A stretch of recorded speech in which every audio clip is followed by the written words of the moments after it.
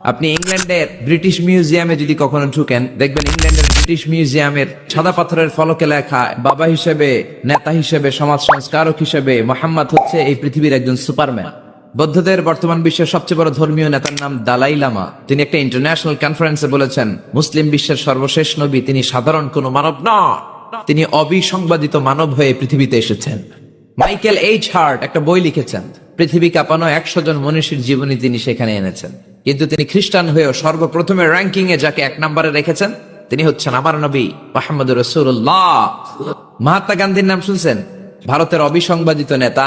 তিনি ভাবলেন সবসময় মুসলমানদের একজন নবীর কথা শুনি, সবাই বলে মোহাম্মদ মোহাম্মদ, কেই মোহাম্মদ, দেখি তো তার একটা জীবনী গ্রন্থ পড়ি। তো 2 খণ্ডের একটা জীবনী গ্রন্থের প্রথম খণ্ড উনি পেলেন। উনি ভাবলেন ভূমিকাটা, বইয়ের ভূমিকাটা পড়ে রেখে দিব, পড়তে শুরু করলো। বিশ্বনবীর শৈশবকাল, কৈশোরকাল, তার সমাজনীতি, তার রাষ্ট্রনীতি, তার আন্তর্জাতিক নীতি পড়তে পড়তে প্রথম খণ্ড শেষ। দ্বিতীয় খণ্ড তো তার কাছে নাই।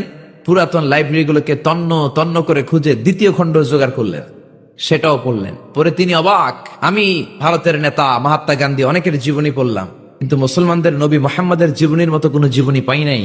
এই জীবনীটা, এটা একটা ইউনিক, আনপ্যারালাল, ফ্যান্টাস্টিক জীবনী, যে জীবনীর সাথে কারো জীবনীর কোনো মিল নাই। পড়েন সুবহানাল্লাহ।